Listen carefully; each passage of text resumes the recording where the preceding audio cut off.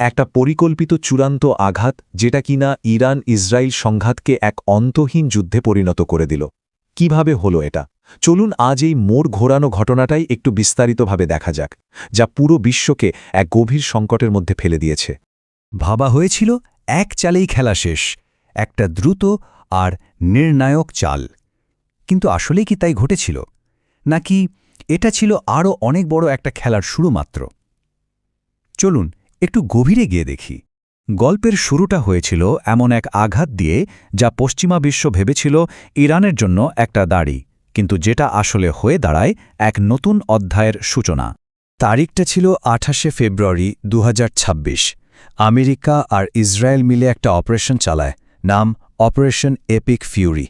আর target ইরানের সর্বোচ্চ নেতা থেকে শুরু করে টপ মিলিটারি কমান্ডাররা।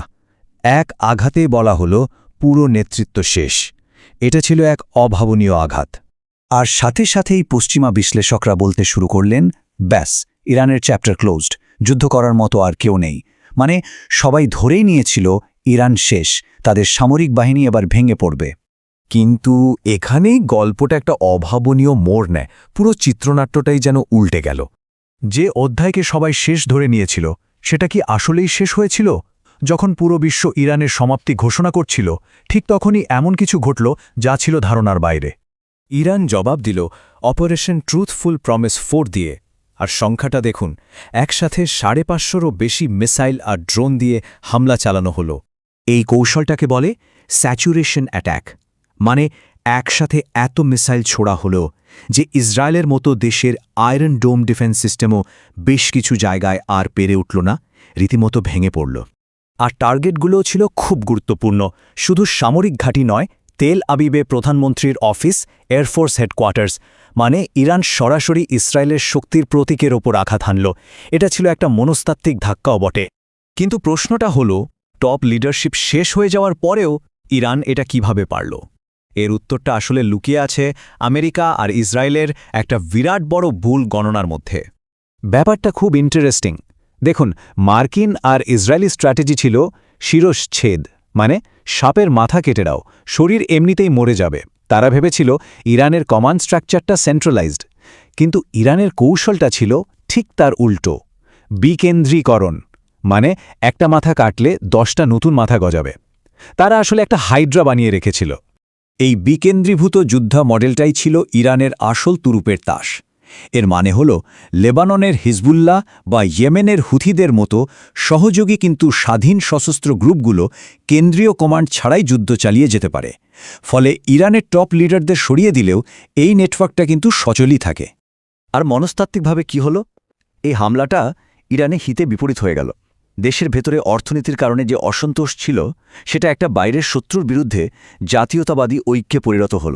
দেশের মানুষ একজোট হয়ে গেল।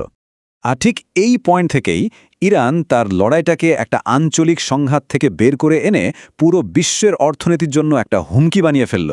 এরপর ইরান তার সবচেয়ে ভয়ঙ্কর কার্ডটা খেলল, ডেড হ্যান্ড স্ট্র্যাটেজি। সোজা কথায় হরমুজ প্রণালী বন্ধ করে দেওয়ার হুমকি।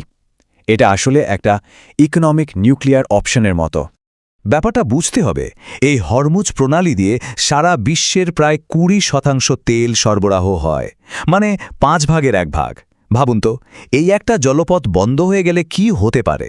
এর সরাসরি প্রভাব পড়বে আমাদের সবার ওপর। পেট্রোলের দাম, সেটা হয়তো 400 থেকে 500 টাকা প্রতি লিটারে পৌঁছে যেতে পারে। এটা শুধু একটা ভূ-রাজনৈতিক সংকট নয়, এটা একটা বিশ্বজোড়া অর্থনৈতিক পতনের হুমকি। এই সবকিছু মিলিয়েই বিশ্ব এখন এমন এক জায়গায় এসে দাঁড়িয়েছে যেটা একটা ভয়ঙ্কর নতুন বাস্তবতা। একটা এমন যুদ্ধ যেখানে কে জিতবে তা স্পষ্ট নয়, আর কবে শেষ হবে তারও কোনো দিশা নেই। এখানেই মূল বিষয়টা। আমেরিকার ইসরায়েল ইরানের অস্ত্রের ক্ষমতা হয়তো ঠিকই মেপেছিল, কিন্তু তারা একটা জিনিসকে পুরোপুরি অবমূল্যায়ন করেছিল, আর সেটা হলো ইরানের বিশ্বজুড়ে বিশৃঙ্খলা তৈরি করার ক্ষমতা। আর এটাই প্রমাণ করে দেয় একটা আহত দেশকে ছোট করে দেখার ফল কতটা মারাত্মক হতে পারে। লক্ষ্য ছিল একটা ঝটপট নিখুঁত সার্জিক্যাল স্ট্রাইক, কিন্তু বাস্তবতাটা কি হলো? একটা অন্তহীন যুদ্ধ, যেটায় জেতা প্রায় অসম্ভব। এখন অবস্থাটা এমন যে পিছু হটলে পরাজয় স্বীকার করতে হয়, আর সামনে এগোলে এমন একটা চোরাবালিতে আটকে পড়তে হয় যার কোনো শেষ নেই। তাই এখন আর প্রশ্নটা এটা নয় যে কে জিতবে, কারণ সম্ভবত এই যুদ্ধে জেতার মতো কোনো অবস্থাই আর নেই। আসল প্রশ্নটা হলো, যখন এই যুদ্ধ শেষ হবে তখন পৃথিবীটা দেখতে কেমন হবে? হয়তো কোনো জয় পরাজয় থাকবে না, থাকবে শুধু একটা আমূল বদলে যাওয়া, আরও অনেক বেশি অস্থিতিশীল একটা বিশ্ব, যেটা আমাদের সবার জন্যই একটা কঠিন বাস্তবতা।